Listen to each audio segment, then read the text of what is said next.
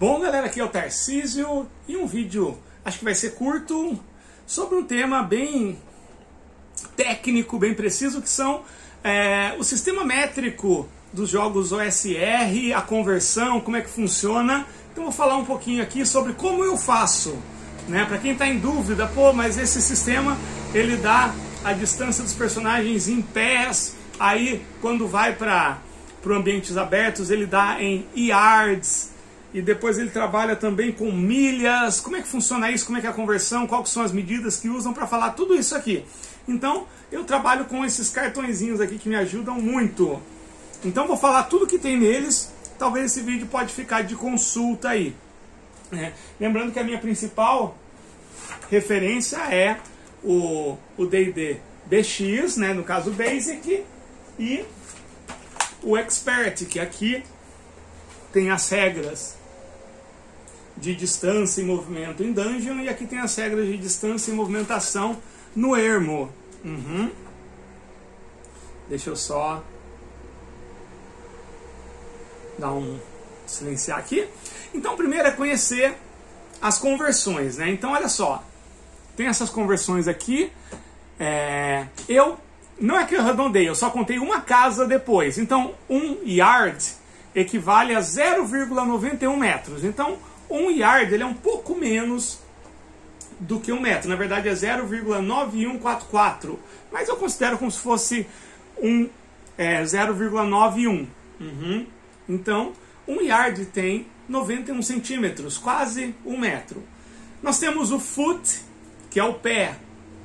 Considerando só uma casa, duas casas depois, ele equivale a 30 centímetros, 0,30 metros.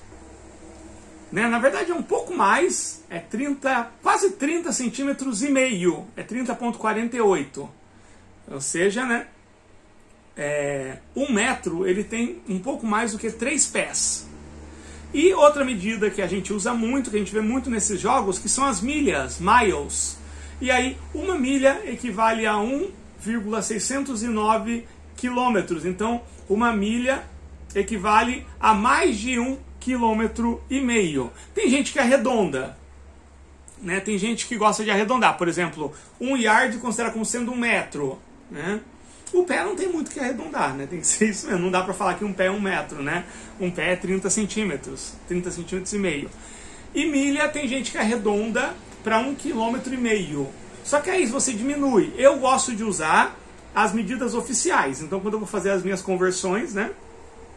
Então, vou falar aqui do que tem no jogo que a gente faz essa conversão. Então, a movimentação em um hexágono, geralmente vai atravessar um hexágono, equivale a uma distância de 6 milhas. Ou seja, um hexágono equivale a uma distância, né, de um ponto equidistante ao outro, a 9,65 quilômetros, a mais de 9,5 km.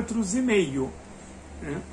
Então, essa é a distância para atravessar um hexágono nas condições, sem receber penalização por conta do terreno e tudo mais.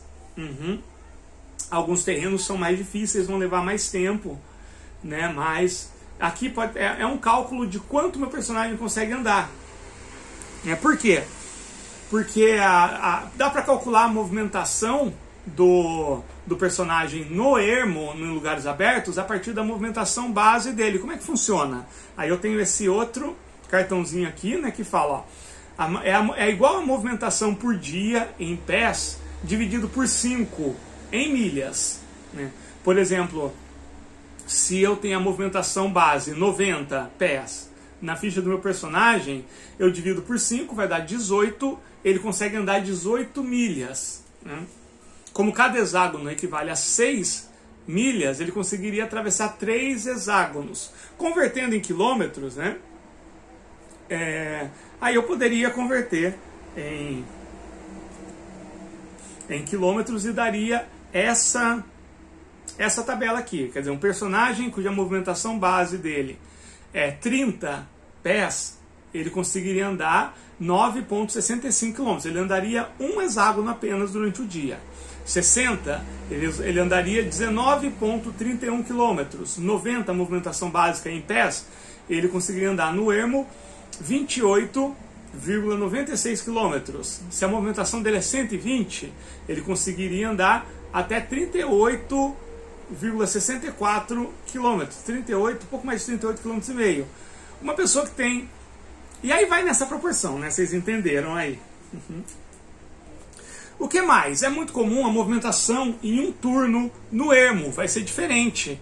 E aí a gente considera a movimentação em 10 minutos, que é igual a movimentação na dungeon, mas lida em yards. Por exemplo, se a movimentação dele é a movimentação base de 120 pés, no ermo seria em 10 minutos 120 yards. E aí, só para comparar, né, eu já deixei aqui anotado, uma pessoa que tivesse movimentação base de 90 pés, no ermo ela teria uma movimentação base de 82 metros, ou seja, nesse tempo ela conseguiria se mover até 82 metros. Gera um pouquinho de confusão, sim, não é tão simples assim não, essa coisa, viu, gente? Né? O que mais que está faltando, né? A área dos feitiços não sofre conversão. Então, por exemplo, se a área do feitiço está lá, que é 18 pés, vai ser 18 pés, ela não expande e diminui, porque a área de feitiço não depende do ambiente, tipo, não divide entre dungeon e lá fora. Tem a questão da marcha forçada, que também mede a distância de forma diferente. Quando você decide fazer uma marcha forçada, você consegue andar uma vez e meia aquela distância. Né? Com a diferença que aí no próximo dia você precisa descansar, senão você vai ter penalidade. Então, para cada... E também, né, para cada 6 dias de viagem, você precisa descansar um dia, ou senão vai ter penalidade também.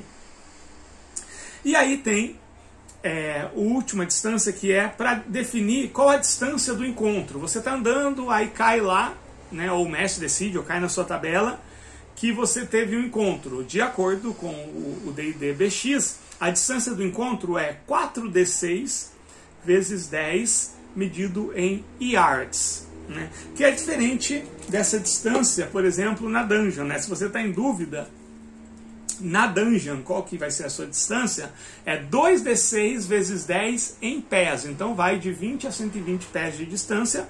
E aqui vai de 40 a 240 yards.